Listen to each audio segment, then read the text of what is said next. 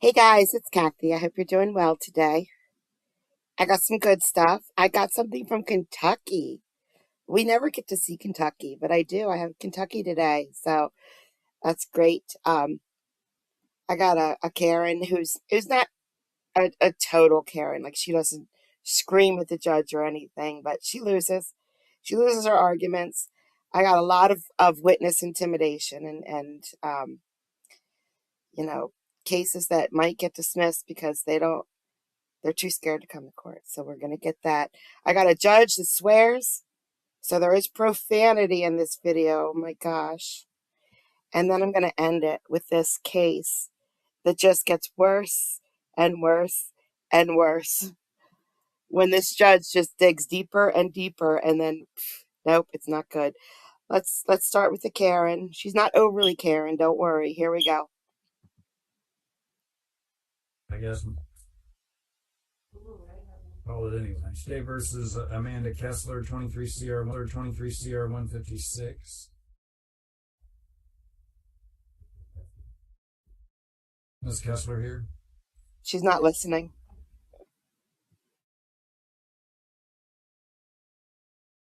All right, Ms. Kesler, looks like you failed to appear for our last court date. Bench warrant was issued, $10,000 cash professional surety. Why did you miss court? Well, I was on the way to court in my car, actually. The radiator went down and I was in a dead zone, so I wasn't able to do the Zoom court either. There by the veggie stand outside of Plains. So by the time I was able to contact somebody, it was a little bit after 11 o'clock. They said they would just put me on the next docket.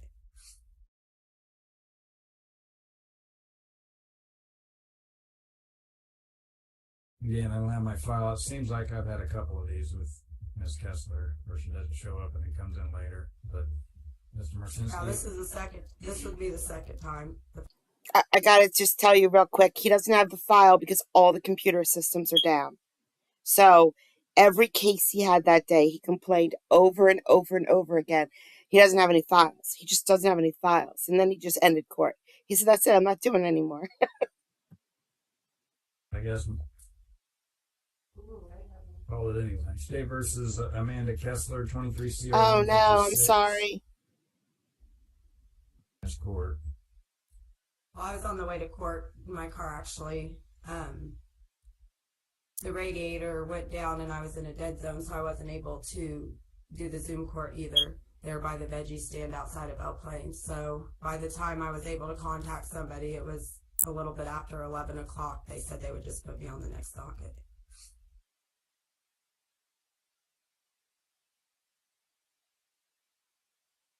Again, I don't have my file. It seems like I've had a couple of these with Ms. Kesler, where she doesn't show up and it comes in later. But Mr. Marcinski. Now, this would be the second time. The first time I didn't get no paperwork ever.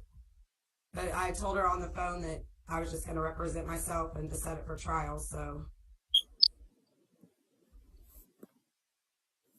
I don't know if I want to set a trial and if you're not going to be here. This is, Judge, if I might, this is actually the third warrant that's been issued in this case. The state issued a summons. Perhaps I didn't have the right address, but she didn't appear on that summons. The state issued a warrant. This will be the second time that she's failed to appear for whatever reason. State's certainly happy to provide Ms. Kesler a trial. I've reached out to my victims and witnesses. I have no intention of dismissing the case at this time. The state is not in favor of lifting the bench warrant. The court did that for her just a few weeks ago. So this time the state's asking she be taken into custody.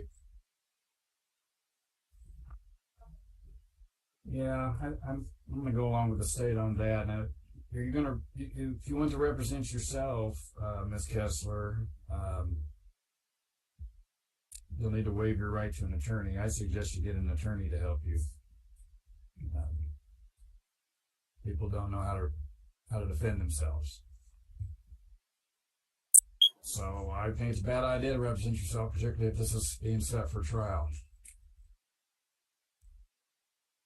I think I'll be fine. Okay. All right. You don't want to hire an attorney, and you don't want to apply for court-appointed attorney? Well, I honestly don't think that I would qualify for a court-appointed attorney. I mean, I could try and hire an attorney. I mean, if you could give me like 2 weeks to try and hire an attorney. Yeah. I mean, but I really need that bench warrant lifted. I did not intentionally not come to court. You guys have my correct address. I mean, I can provide you with other addresses or an ankle monitor, but for me to go to jail, I have kids at home, I have a job, and I'm not going to be able to pay any attorney or any fines. If I go to jail today and I miss work today and work all weekend, I'm not going to be able to pay for anything. Oh. Well, I've also came to court just as many times as I've missed court. You guys have court every single week. That's a lot for somebody. it's because we can't get you to move forward on this. So, No, it's because the Zoom wasn't working the first time of my court date, and just people's things are down. My car breaks down. I mean, I'm asking you to be understanding about my things breaking, just like I'm understanding about your guys' things breaking. Things right, happen. we're here. We're getting through it. We're here for court. You know, we have Zoom. We have the other. It's been a couple different 3 times or so. We have had this problem. So, you're going to post a bond, or you're going to go to jail on the warrant today. And if you want to fill out the application, you can. If you want to hire your own attorney, you can. You want to waive your right to an attorney? We can set it for trial today if you'd like. Right, but can you lift the bond? I really No, can't. I'm not setting trial with the bond I got. Huh? I'm not going to set a trial with the bond I got and have everybody show up. You call in or not show up, or whatever. You have to show up in person for this. So I get that, and I will, and I have witnesses that are going to show I'm up. not arguing with you. What I'm asking you is, did you want to? Yes, you can set it for trial or set it for 2 weeks. Somebody give That's her what I said. That I would need about 2 weeks. From the get-go. All right.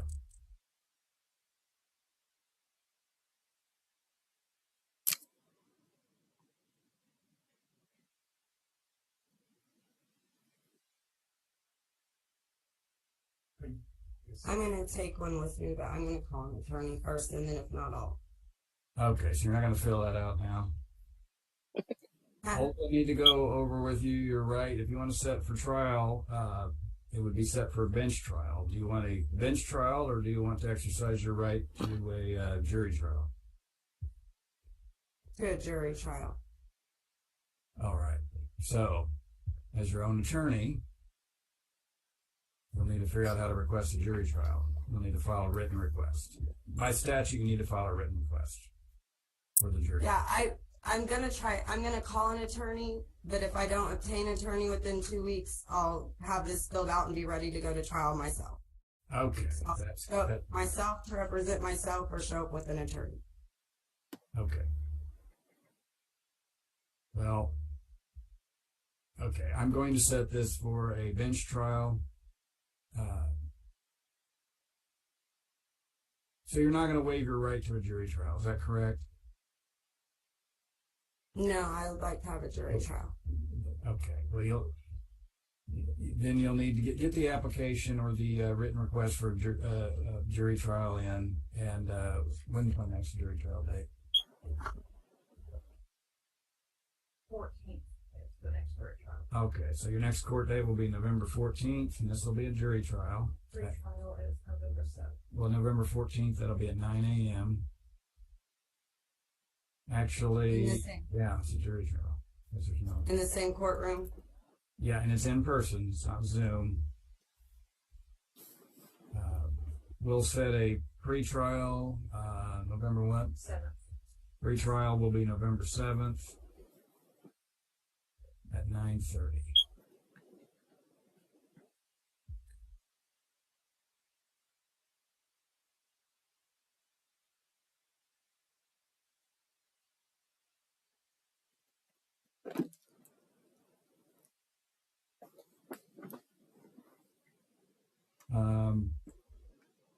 We'll also set the November 7th day for a Feretta waiver.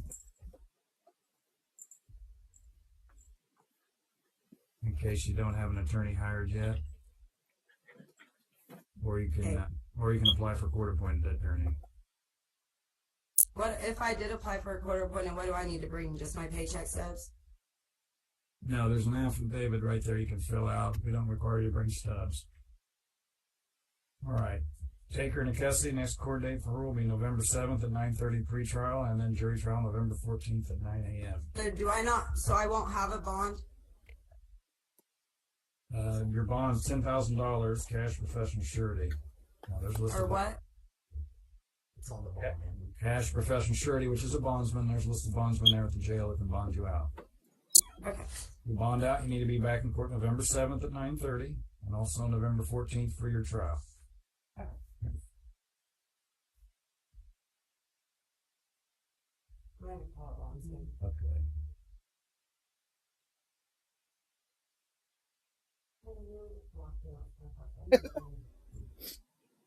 Have you got the application filled out yet? Yes. Off to jail she goes. Off to jail she goes. She's calling a bondsman. I think here's what I think is going to happen. She's going to get an attorney like the day of or the day before that date, and the attorney's going to ask for a continuance, which of course he's going to ask for a continuance, but this judge is going to lose it.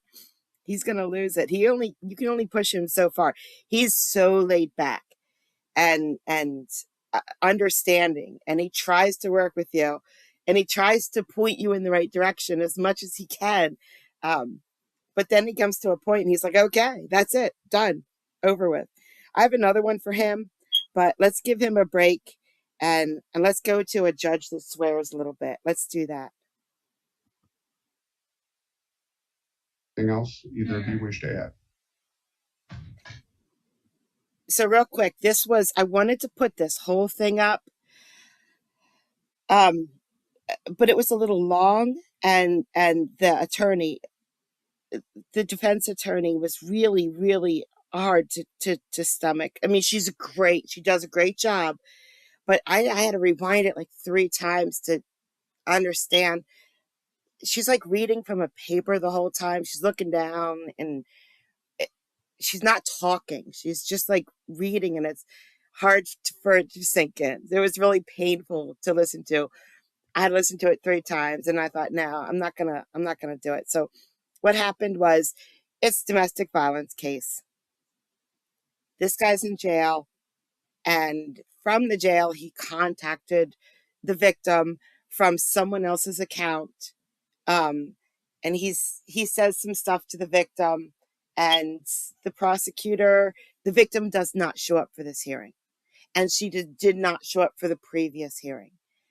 And Jessica, right? That's Jessica. Anyway, she said, he's intimidating our victim. And she has this motion hearing because she has to dismiss the case because she doesn't have a complaining witness. And she doesn't want to because it's his fault she doesn't have a complaining witness. So that's where we're at. And they both just presented their case, and now the judge is about to rule on it. Your Honor, I would just say that the last statement said the fact that there is no corroborating evidence is even more reason why this is problematic, that it's being brought forward this way, and we again ask you to discuss it. Under Rule 104 of the Michigan Rules of Evidence, when making rulings based upon or rulings regarding the admissibility of evidence, the court is allowed to take into consideration hearsay evidence. The rules of evidence do not apply. And so the court will accept the representations made in the prosecutor's brief regarding the telephone calls that were made and which have been attributed to the defendant. The court will find that the statements made in those phone calls do establish that the defendant was engaged in wrongful conduct. That is, there was a order of conditional release that was issued on August 25th, 2023, which prohibited him from contacting the complaining witness in this case in any way, that is, either in person or by telephone. His repeated contact of her by telephone in itself was wrongful conduct. So the question then becomes, well, what occurred during these phone calls that could be said to be coercion. The court, having read through the allegations again that are contained, and the court will take into account under Rule 104, are that he was repeatedly and consistently telling her not to come to court without using the words "don't come to court." And why is that? Well, because, as he colloquially stated in his statements, because the motherfuckers are listening. He's referring to law enforcement. He's referring to the police. He's referring to the prosecutor. He's ultimately probably even referring to the courts, that they're all listening to what I'm telling you on the telephone. And he says to her over and over again, so I got to be real careful about what I say, because they're up on these phone lines. They listen all the time. He called her on somebody else's line. Why? Because the MFs are up on these calls. They're listening to them. If what he has to tell her is, holy smokes, I didn't do this, go to court. For goodness sakes, go to court. Tell them I didn't do this. No. Yes, because that defendant would say things like, holy smokes, for goodness sakes. Anything else either of you wish to add? Oh, you're kidding me. Listen all the time. He called her on somebody else's line. Why? Because the MFs are up on these calls. They're listening to them. If what he has to tell her is, holy smokes, I didn't do this, go to court. For goodness sakes, go to court. Tell them I didn't do this. No. There's a reason he doesn't want her to come to court, or at least a reason that this court can impute to his conduct. And that is that he doesn't want her to come to court because he thinks if she tells the truth, it's not going to go well for him.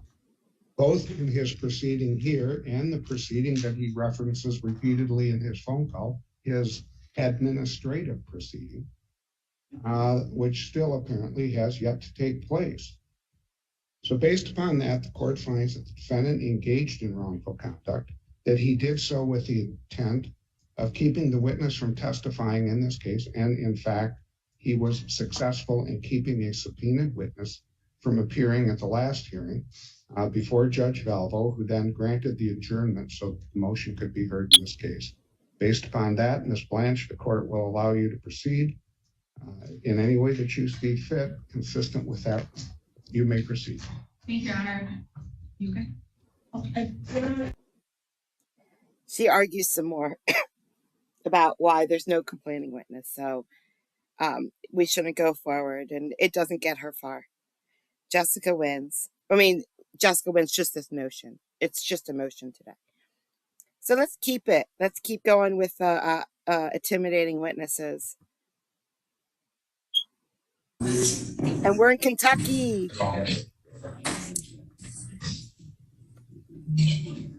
Commonwealth versus Michael Richie. 22-001. Are you Michael Richie? Yes. You born in 1973? You born in 1973, sir? Yes. Last four digits of your social security number 4878. Yes. We're here on a trial diversion revocation. Will you step to the left, Mr. Stockton?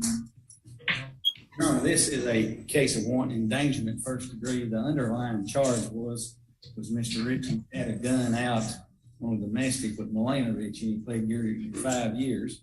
Evidently, after that, they continued to reside together. Then on July the 17th, Ms. Milena Richie took out additional charges. I can read those to you. Says that in March of this year, the defendant again became violent, abusive, and controlling, allowing her only to go to her doctor's appointments and dialysis treatment.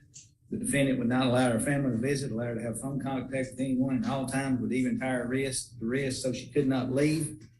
The defendant was admitted from the dialysis treatment center, Lake Cumberland Regional Hospital, where she was able to report her situation, who she was staying with. And so as a result, he got criminal charges from that. Now the story doesn't end there.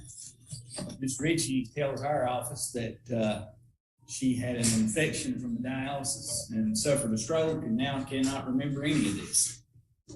So I can't put her on, I can put her on as a witness, put her under oath, but that's going to be her testimony.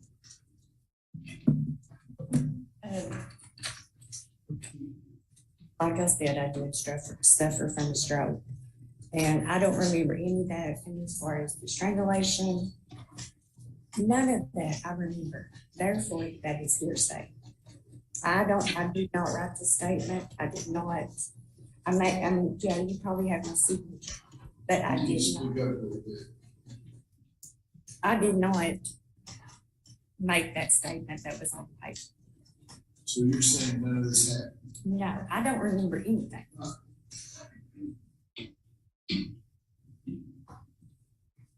Where were you in the hospital at? I was in Lake Cumberland from June the 24th to the 29th, and then they flew me to Lexington. Who was your doctor? The kidney doctor is Dr. Hill. Yeah. Who was your attending physician when you were in the hospital? Honestly, I have no clue. I vaguely remember that. And then when they flew me to Lexington, I don't remember any of it. Well, if Mr. Richie is not revoked, my recommendation of the court would be to change the conditions of supervision and so that Mr. Richie could not have any contact with Miss Richie, because one of two things happened. Either she swore out an incorrect statement under oath and falsely charged him, or these things occurred, and in either case, he shouldn't be around. Judge, it's not mutually exclusive that one of those two things happened. The narrative, as Mr. Stockman read it, contemplates not being able to see family members. That reads like a third person more than it does a first person. Yeah, I mean, he's not allowed to make. Go ahead. No, you can go ahead. But no, I don't get where anybody says that I can't have contact. Everybody chose not to have contact with me. Yeah. Judge, from the standpoint of no contact. That statement is evidently it was wrote by my daughter. Yeah, this is a circus, and I'm trying to end it. Because either you took out a false statement or you're not telling the truth now. Or your daughter could be prosecuted for false statement. I think that's what you need to do. If this woman says that her daughter wronged her by filing a false statement, then you ought to have the state police go interview her daughter and take Look at him. and see if she wants to go to the penitentiary. Is that what you think? Because Wait a second, man. Don't you think if your daughter has done this to you, done a false statement, don't you think she should be prosecuted? Yeah, because oh my God. Okay, now as far as him, this gentleman is concerned, well, you don't say anything else. You can go back, take a seat right back. That's right. Go sit down. Now, I don't know why he would not have contact with her after he's been put in jail and if this is all false. But if he does, I don't think it should be a condition of his supervision that he not have contact with her, because you can see what's emanating from there. She was the victim originally. Is that correct? That's correct.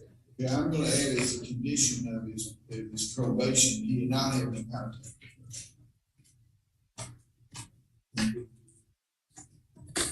And I'll be contacting the county attorney in Somerset to see what happened. This out. And after this investigation goes further with the daughter and everything, if you want to file a motion to have that condition removed from his probation, then I'll consider that. But at this juncture, there are serious allegations about him harming her. She can't remember, and there is a complaint against him by a person who has not been disproved at this point. And I don't think he ought to be around her till this thing gets straightened out. Now, if it gets straightened out to the satisfaction of the Commonwealth, or not to the satisfaction of the Commonwealth, if you want to have a hearing to reduce that thing, I'll consider it. Okay? Yes, Your Honor. Okay, thank you very much. He's going to be released today. The condition of your bond is you not get around that lady. You understand what I'm saying? Or her daughter. You understand? Okay. Shouldn't. You need to contact probation and parole when today. When you release, is there office in Wayne County? Go to the probation and parole office in Wayne County as soon as you get released. People at the jail will be getting your order down there. Pretty simple. Okay. Is anybody else on the docket? Every day. I guess it's possible her daughter filled that out. It's possible. But her signature is on that paper. And yes, stroke victims, they do have memory loss. They do. I'm not disputing that one bit. But it's damn convenient. I mean, it's damn convenient that she doesn't remember this. This is a big thing to not remember. And to just throw your daughter under the bus for. Yeah, prosecute my daughter. And he's shaking his head. Yes, send the daughter to jail. Yeah. So that was Kentucky. That's what's going on in Kentucky today. So we're going to go back to Judge Mott. And he tried to help the other lady with a lawyer. Now he's going to try to help this guy with a lawyer. And it doesn't go any better. All right, thanks.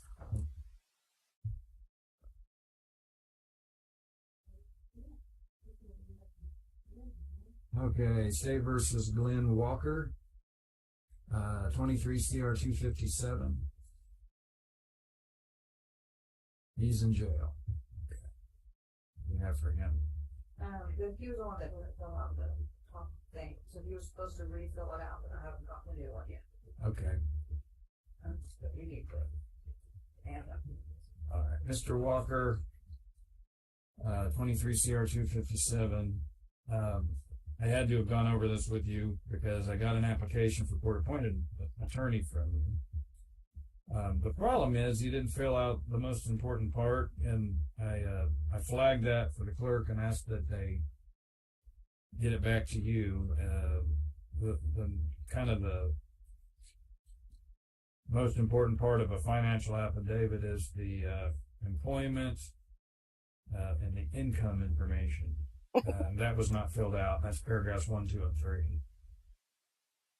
So, has that been sent to you to fill out that part of it? Yes, but I told him I had filled one out. I want to try to know if I can waive my right to an attorney because I got caught at the weigh station. I'm not trying to make no excuse, but I had my girlfriend with me, which I shouldn't have.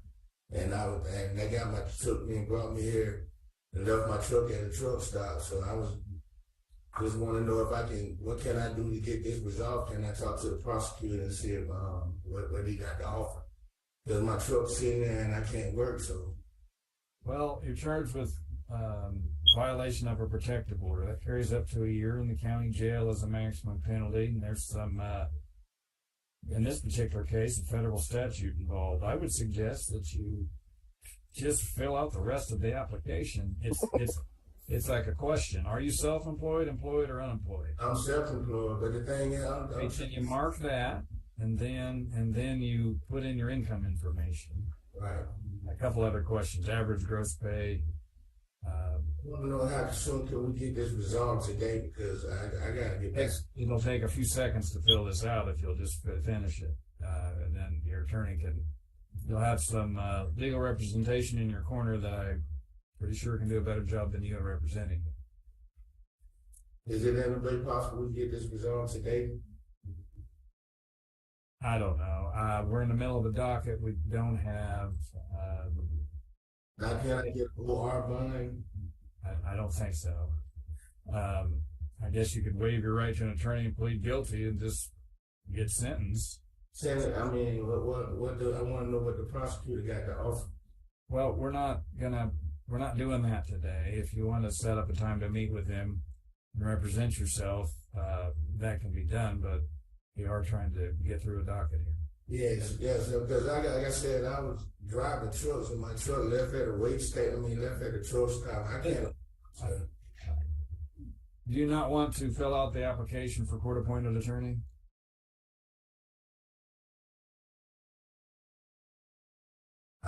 Yeah. I want to speak. Is it possible to just speak with the prosecutor, see what he has to offer?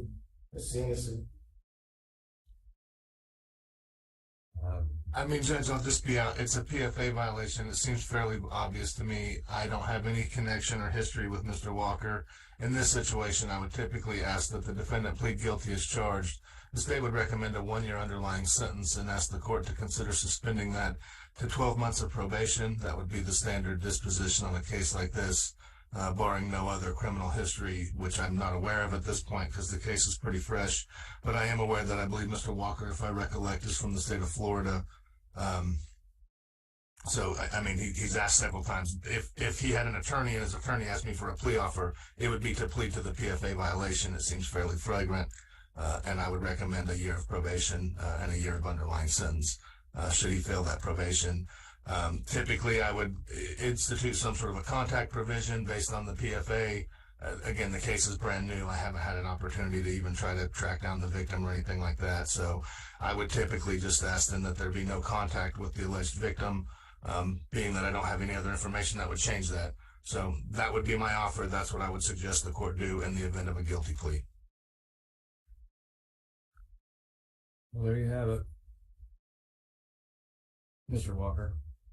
Okay, the PO is supposed to be over in November 9th, but it'll be a new one since I got a case in the state of Kansas.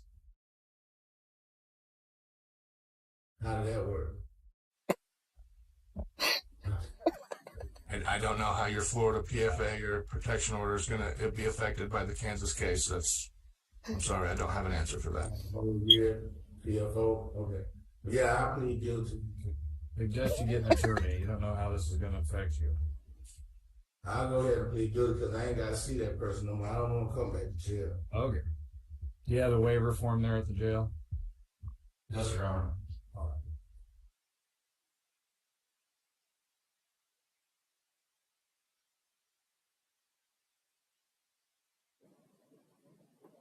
Bad decisions just keep piling up. All right. As I've said multiple times and before this hearing, you have the right to have an attorney represent you in this matter. You can hire an attorney of your own choosing. If you can't afford to hire one, one will be appointed. All you have to do is fill out the application, the court-appointed attorney, actually fill it out, and if you qualify, an attorney will be appointed to represent you. If you choose to represent yourself, you have to follow all the rules of evidence and procedure just as if you're an attorney. Has anyone promised you anything or threatened you with anything to get you to waive your right to an attorney? No. Are you under the influence of any alcohol or drugs right now? No. All right. If you want to waive your right to an attorney and represent yourself, go ahead and sign the form.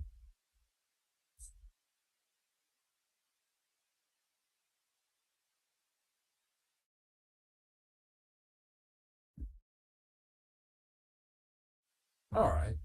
Did he sign it, Deputy? Yes, Your Honor. He did. All right. I'll find that you've knowingly, willingly, voluntarily waived your rights.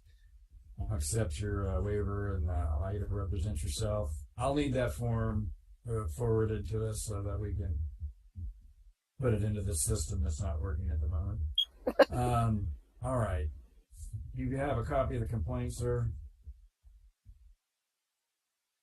Yes. All right. You understand you're charged with violation of protective order, punishable by up to 1 year in jail, up to a $2,500 fine. You understand those are the maximum penalties? Yes. You understand what you're charged with? Yes. All right. Hey, thanks, Tabitha. Before I can accept your plea, I must be satisfied you know your rights and understand the effect of the guilty plea on those rights. You understand you have a right to a trial? Yes. And that you can request a trial to a jury. If you do that, you will have a trial to a jury. And at trial, the witnesses must testify in open court and in your presence. And you have the right to cross-examine the witnesses appearing to testify against you. You may present evidence on your own behalf and subpoena witnesses if you wish, but you're not required to do so. And you have the right to either testify or not testify, whatever you decide. You are presumed innocent of these charges. Before the court or a jury can find you guilty, your guilt must be proven by the state beyond a reasonable doubt. You understand all of these rights? Yes.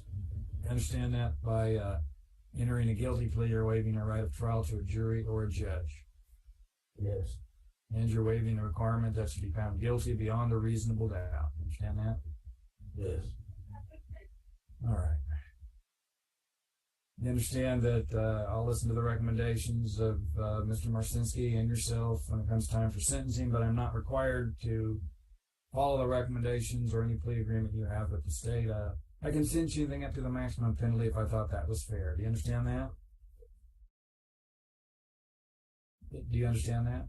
Yes, sir. Okay. All right. Has anyone promised you anything or threatened you with anything to get you to plead guilty? No, sir. All right. To the charge in count 1, violation of a protective order, how do you plead? Guilty. It's alleged that on or about October 5th, 2023, here in Sumner County, Kansas, that you knowingly violated a protective order issued by a court or tribunal of any state that is consistent with the provisions of 18 United States Code 2265 and amendments thereto, out of Edinburgh, Texas, case number. Okay, I know this part is boring, but I kept it in because Mr. Beveridge's name is Mr. Beveridge, and that amuses me. Yes. Okay, and there was this protective order out of Edinburgh, Texas? Yes. Oh. And you knew about that? Yes. Okay. Based on your statements, I'll find that your plea has been voluntarily, intelligently entered. There's a factual basis for your plea. I'll accept it. Find you guilty as alleged at count 1. Do you know of any legal reason why I cannot now impose sentence? I don't understand what you. Are you a diplomat of a foreign diplomat of another country? Yes, he is. No? Yes, absolutely. I can't think of any other. Do you know of any other legal reason why I can't impose sentence? No. All right.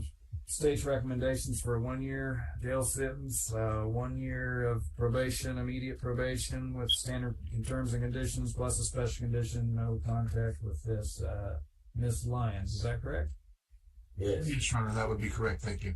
All right.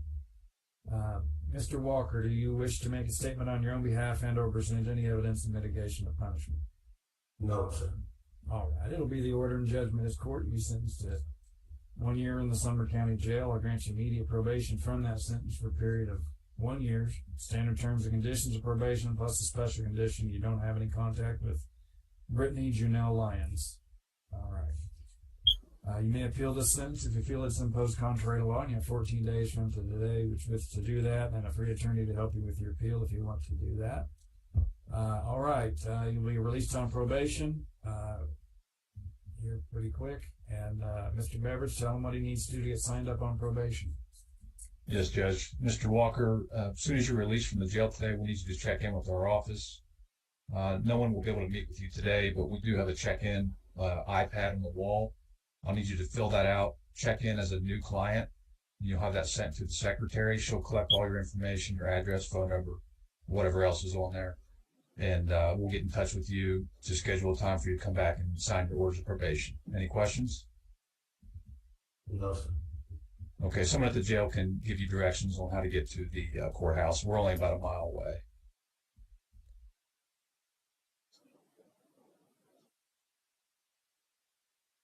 Thank you, Mr. Beveridge. Will you give him a phone number and all of that in case he has trouble? Sure, Judge. Okay, thanks. Yeah, it's 620-399-1006.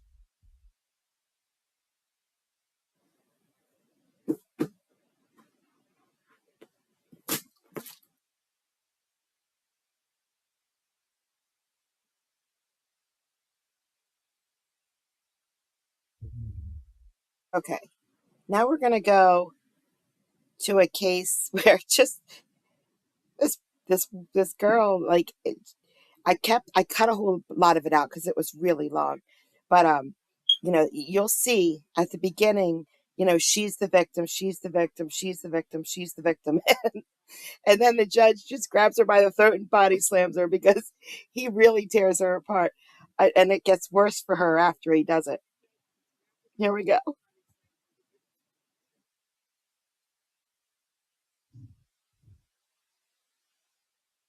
We are on the record this morning for the 28th Circuit Court for Wexford County. We are taking up first this morning 2 cases. Each case is entitled The People of the State of Michigan versus Andrea Downey. Our computer system, Your Honor. Ms. Carey, your position. Correction or amendment, ma'am. No further amendments, Your Honor. No more? No. All right. Allocution then, Ms. Kashiba? Thank you, Your Honor.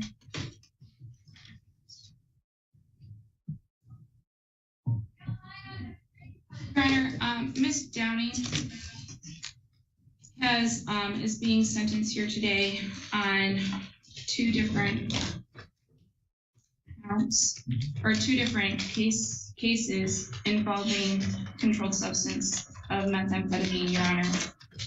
And she also has a history she has a criminal history largely surrounding that of substance abuse and controlled substances.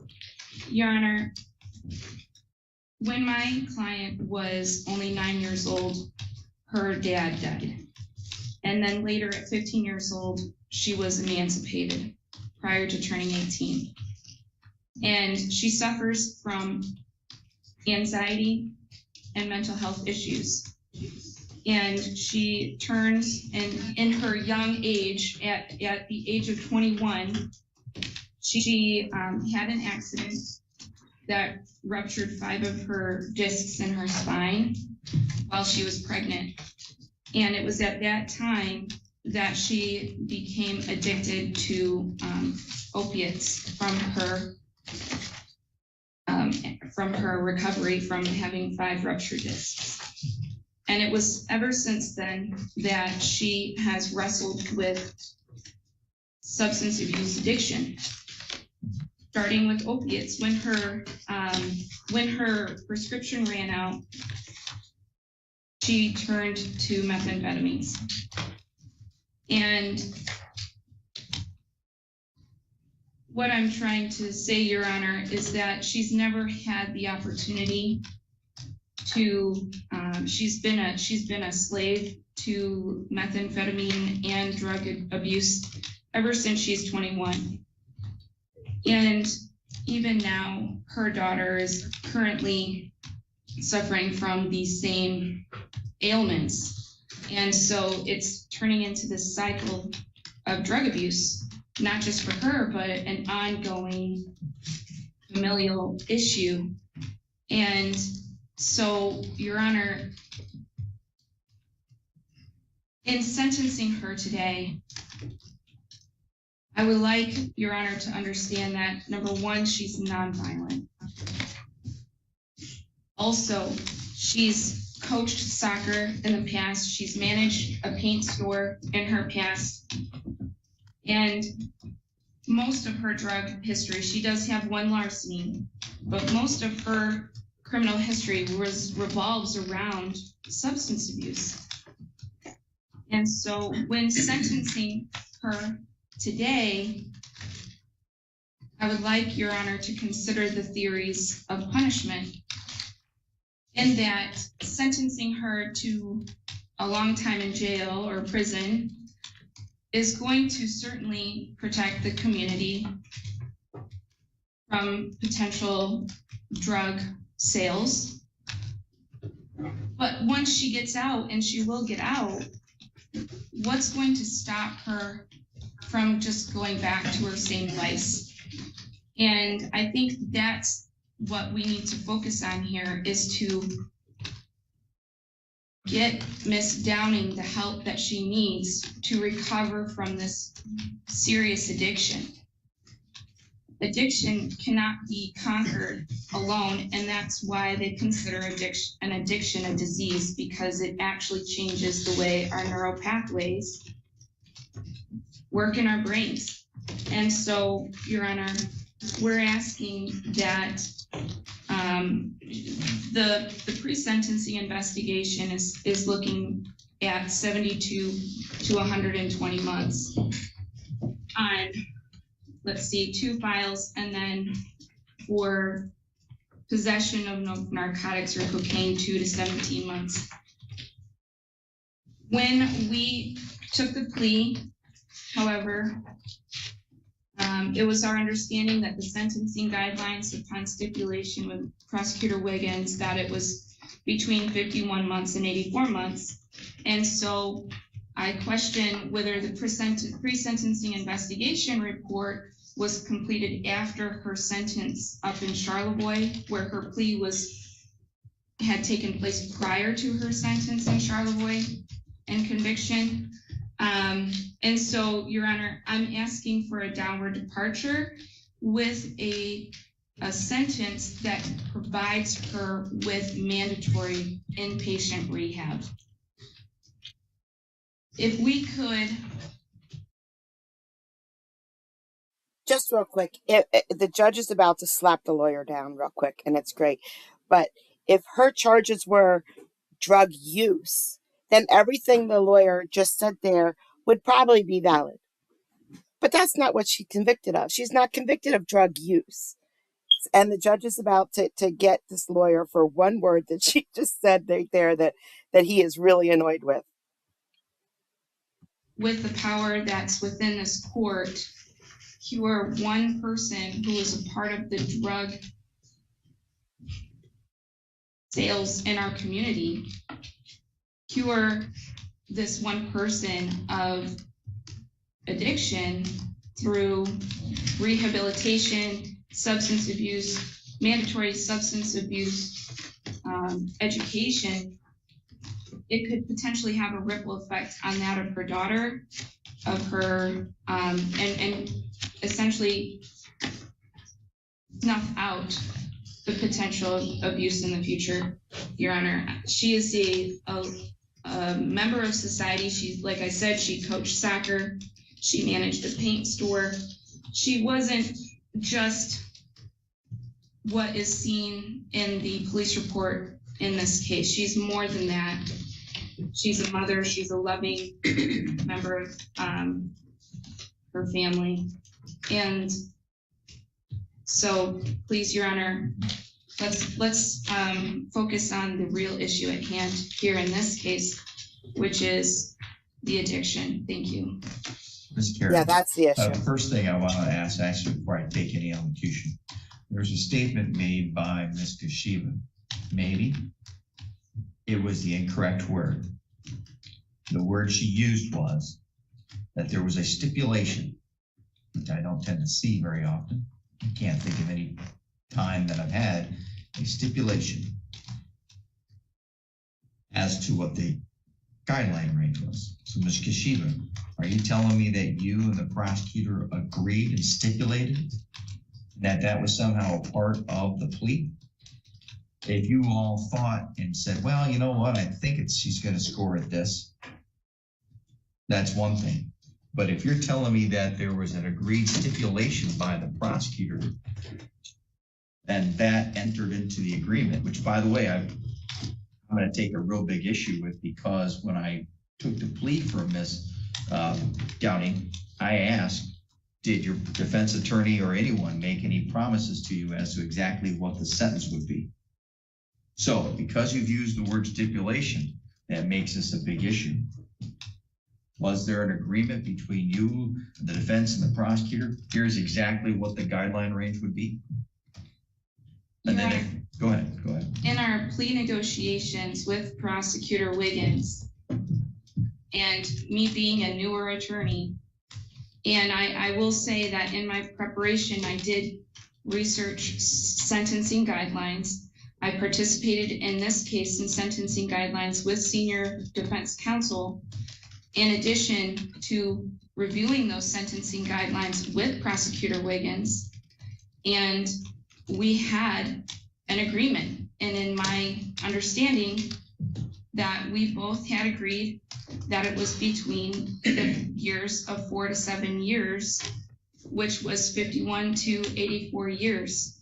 That was a discussion that we had between defense counsel and prosecutor during negotiation or plea negotiations.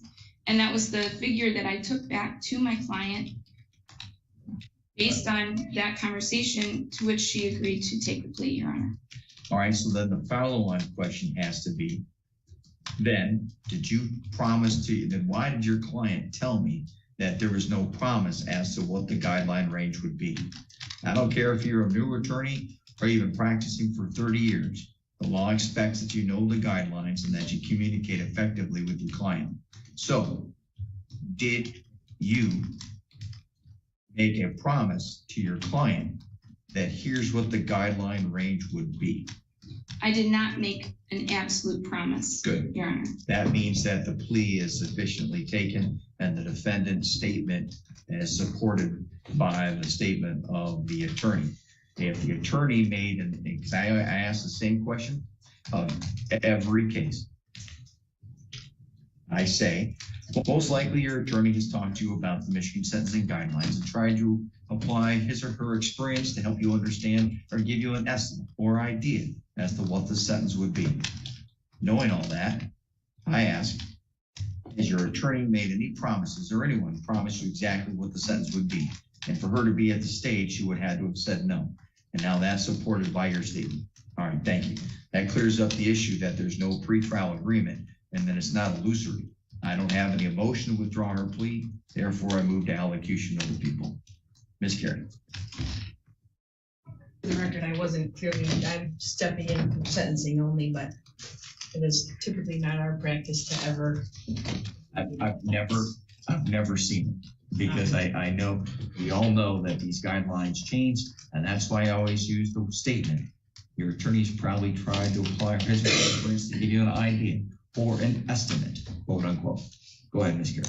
Thank you. I appreciate Ms. Kashiba's comments regarding her client. However, the facts are clear that she distributes drugs in our community. This is not her first conviction. It's not her first time in court for drugs. It's not her first time in court for delivery. And these are serious drugs. Meth. They also found fentanyl in the pink lockbox that was in her bedroom. There was methamphetamine, fentanyl, buprenorphine, and Suboxone. So, aside from having a substance abuse issue, which I'm sure she does, but she's compounding that and taking it a step further by delivering it and having it delivered to her so she can sell it in our community. That, Your Honor, is a huge public safety issue and has to be considered heavily. Further, I find it a little bit remarkable, and maybe she hasn't, but I don't know why, given her drug history, that she's never sought treatment before on her own or through her prior convictions. But that has not been offered or at least taken advantage of. I don't know, it doesn't say in here, but given her history, I find it remarkable. But the facts are that she was caught, she admitted it, delivering, I believe it was 16 grams of methamphetamine. This is a problem. It's a problem in our community, and I appreciate addiction issues. However, this is the criminal justice system, and it is not, we are not set up to cure everybody. We do have great programs when they're taken advantage of, and I think there are programs in prison that she can, probably more so in prison, that she can take advantage of to get the help that she needs. But I'm going to ask the court to follow the recommendation, and I think it's well reasoned and is justified. Thank you. Thank you. Ms. Downey, you have the right to make a statement before the court issues a sentence. Is there anything you wish to add today, ma'am? There is, Your Honor. Honestly, this is not the life I chose for myself. This is the result of an injury that just spiraled out of control and I could not dig my way out of. When back in '97, when I ruptured the discs in my back, well, I'm making a point that I had both my children without pain medicine. That's how against drugs and stuff I was. But it was to the point where I couldn't walk for over a year that I relied on opiates, and the doctor first put me on 80 milligram Oxycontin 4 times a day. When it was just something that just kind of spiraled out of control. Those receptors in your brain, they think you need more and more and more. I was clean by myself for over 4 years until basically until COVID started, and I don't know, methamphetamines, I was introduced to them, and then again, you know, it was just kind of spiraled out of control. I've never been to rehab. I've had 26 years of, you know, substance abuse and never been to rehab, whether it be court ordered or on my own. But I just, you know, pray for leniency. And that's about it. Thank you, ma'am. This case here epitomizes the problem that we have in our community and the problem that plagues other communities regarding substance use disorder and addiction. I have said it, and I say it pretty much every Monday when I do sentencings.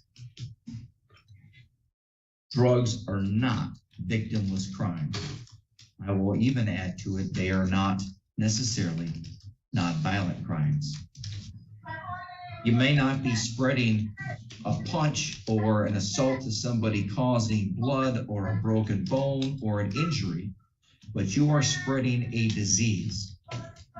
You are spreading the disease of substance use disorder. And along with disease comes pain and suffering. Therefore, I do not accept that these are non-violent crimes. Spreading the disease and making other people sick and addicted and destroying families in a community is a sign of a different type of violence. Next, I understand and greatly empathize with the defendant, or sympathize for the defendant regarding the opiate addiction that she suffered. But that was broken by 4 years of being clean. And I let that word echo. She was clean. This is not an issue of opiate use. This is not an issue of her opiate addiction. She was clean for 4 years, which I commend her for. She was able to get out and do it on her own, apparently. Next, when people come into the courtroom and argue for rehab, there's a significant misnomer that they are missing. We do not have, and I want that to echo out to anybody listening, we do not have a list of programs to give you. I don't have bed spaces stacked up right here where I can go, all right, here, you can go to Bear River Health. Here, I'm gonna order you, go to Tatoski Hall. We do not have that. It doesn't exist. If you think it ought to exist, call your legislator and complain. We do have treatment a little bit in the jail because I've helped arrange it with other people and judges to help get some treatment in Catholic Human through Catholic Human Services. And I'm pleased to see that on average, we have about 23 people using those services in any given month, but there's probably more that could benefit from it. Next, the prisons have great rehabilitative programming. I've gone through and listened to several people, spoken to several people, including the directors of the Department of the Prisons, and they have got programs, education, work training. You can get associate's degrees, bachelor's degrees. You can go to rehab programming. It's available in the prison. Next. Sign me up. Miss Downey can use herself as an example and talk to her daughter and say, do not do what I did. Do not deliver drugs, not only to Wexford County, because I want this message out. And this part of sentencing is also a part about deterrence. Do not deliver and deal drugs in Wexford County. And in this particular situation, the defendant isn't being convicted. I'm sorry, she's only being sentenced for 2 different deliveries in this county. But she's also had other cases where she's been delivering, such as in Charlevoix County. And in this particular case, she was on bond for delivery. Again, she was out on bond where she was charged for delivering in another county. And she came here to make a couple extra $100 to deliver and spread addiction in this county while on bond and after having 4 years of being clean.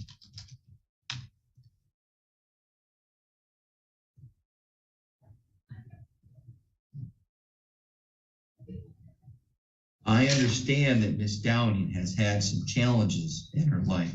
I have yet to meet a single person who hasn't had difficulties, travesties in their lives. But to take it and then spread this problem to other people and hurt a community and help hurt their families for literally a couple $100 is unacceptable. In file 13638, the court assesses a mandatory $68 state minimum fee, $130 crime victims' right fund fee.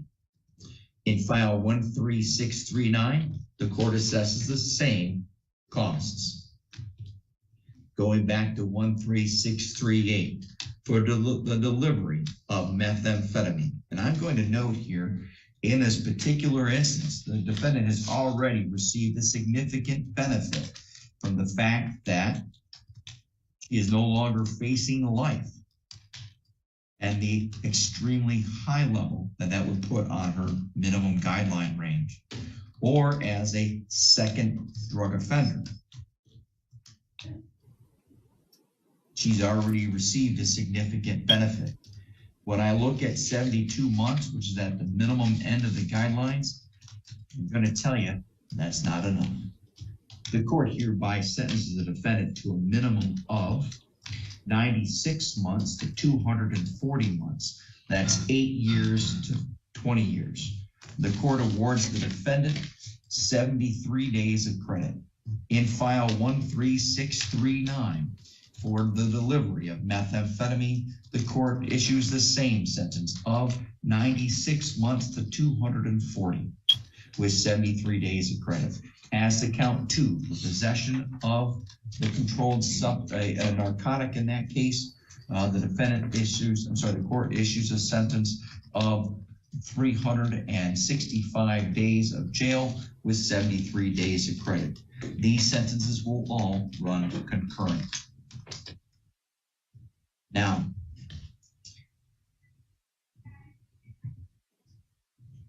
hold on one moment. And now it gets worse. Yes, and then the it other gets conviction worse. had not taken place yet. Therefore, it's not mandatory consecutive sentencing. These are major drug offenses.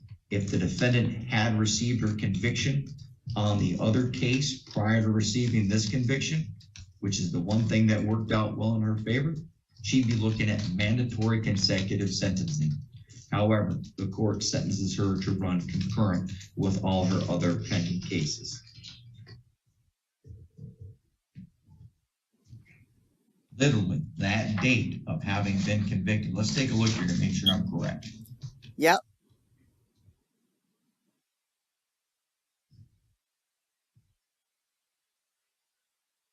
It's never good when the judge digs deeper. It's never, never, never good. No, let me ask this question. The conviction date in Charlevoix County was actually July 28th.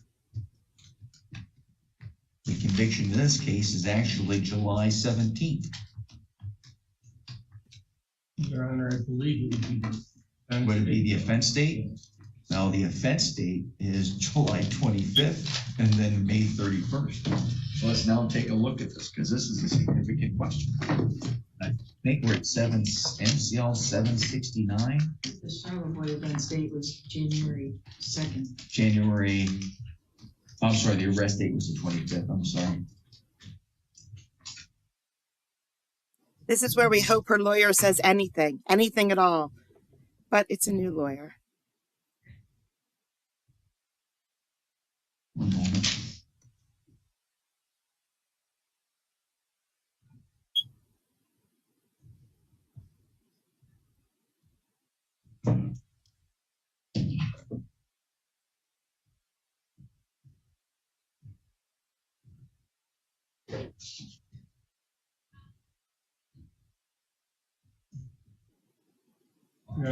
looking it up, Supervisor Kennard did verify that Charlevoix was the site.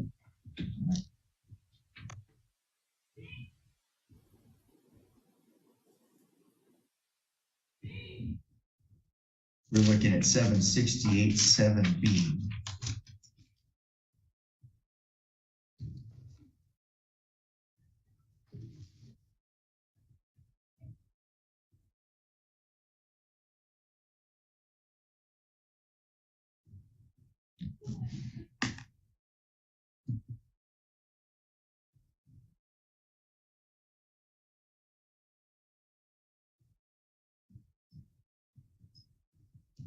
Let me take a look. If a person has been charged with a felony, pending the disposition of that charge, commits a subsequent offense that is a felony, upon conviction of that subsequent offense,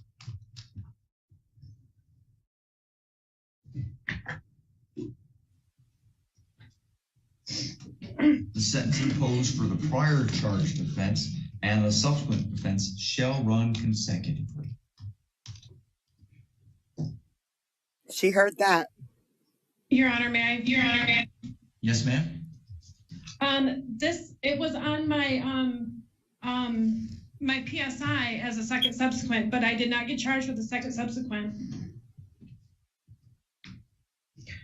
Okay. They striked it out. I actually have copies up in my room where they actually striked it out with a pen. All right. Okay. Well, that second subsequent issue is not relevant to sentencing today. It is, however, relevant to ensure that the pre-sentence investigation report is correct. Now, the one issue, which by the way, should concern you a lot more, is the issue we're dealing with now. That is, okay, I don't understand. It's okay. It's all right. Hold on. It's not okay. It's not all right.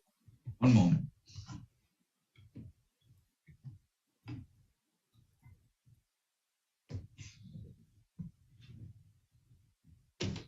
Unless this, and then we can look at paragraph. So we're actually not looking at paragraph 1. I was partially incorrect or partially correct here because we're looking at paragraph 2. This offense occurred after January 1st of 1992. So that catapults us down, and it says, unless a subsequent offense is a major controlled offense, the sentence imposed for the prior offense may run consecutively. That's important, so that catapults us back upwards.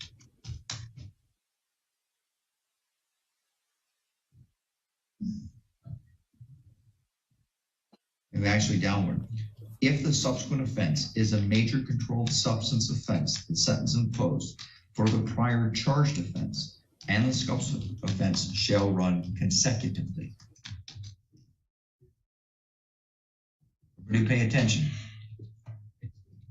It's an extremely important issue that I can see no one else is catching ahead of time.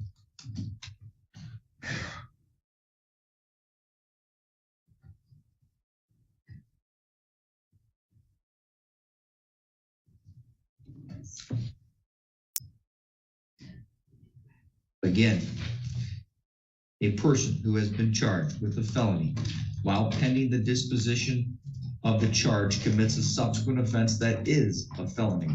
Upon conviction of that subsequent offense or acceptance of a plea of guilty, if that subsequent offense is a major controlled substance offense, which a delivery is, the sentence imposed for the prior charged offense and the subsequent offense shall run consecutively.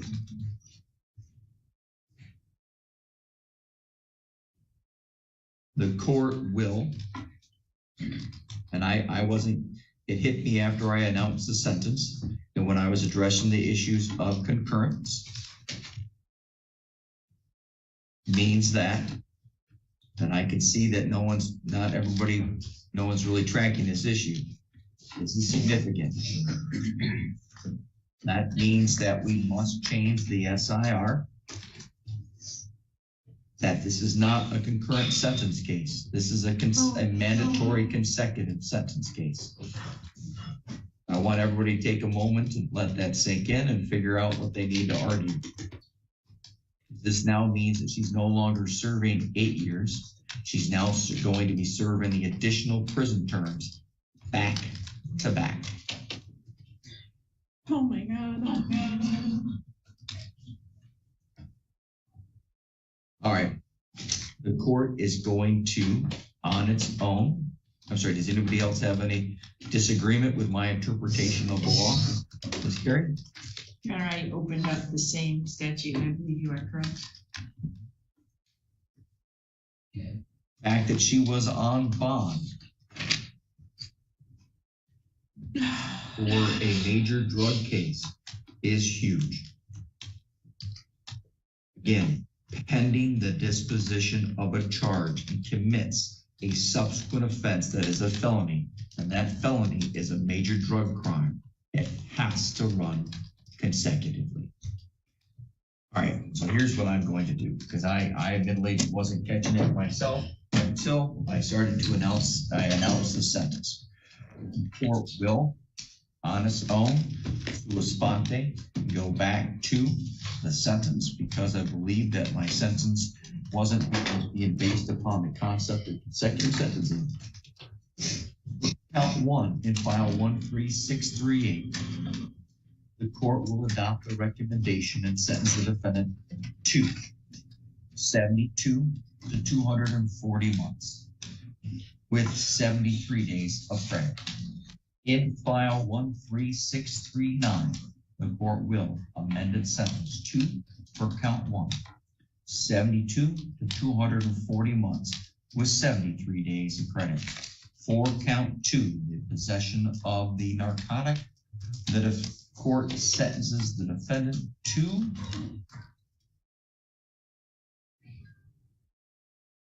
365 days with 73 days. The court uses its finds there to be reasonable grounds based upon the fact that the defendant was, one moment. No.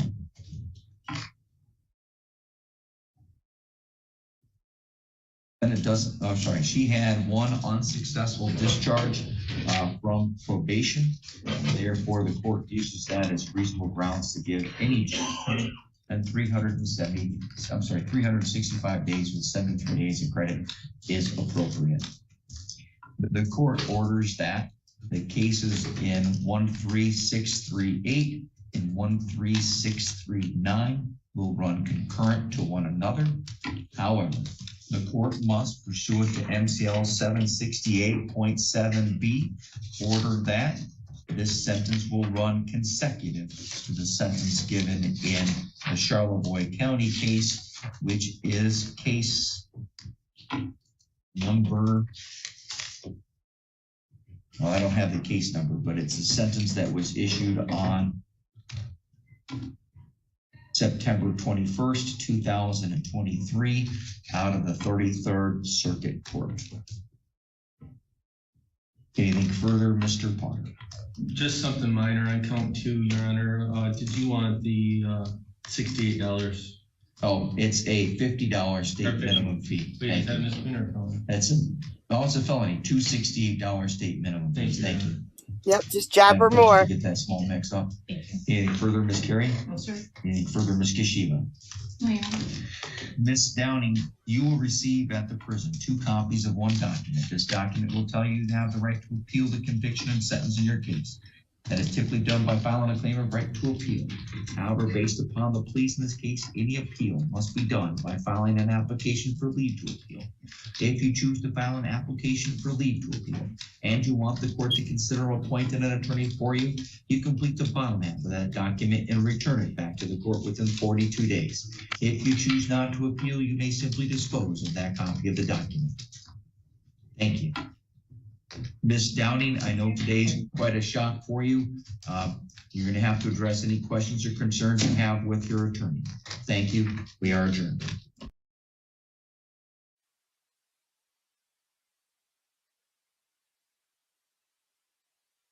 Well, there we go. Whew. I need some wine after that. That was stressful. The poor girl. Not the poor girl. I mean, fentanyl. Come on. And they tried to play it off like she's the victim, like, oh, life is so hard for her.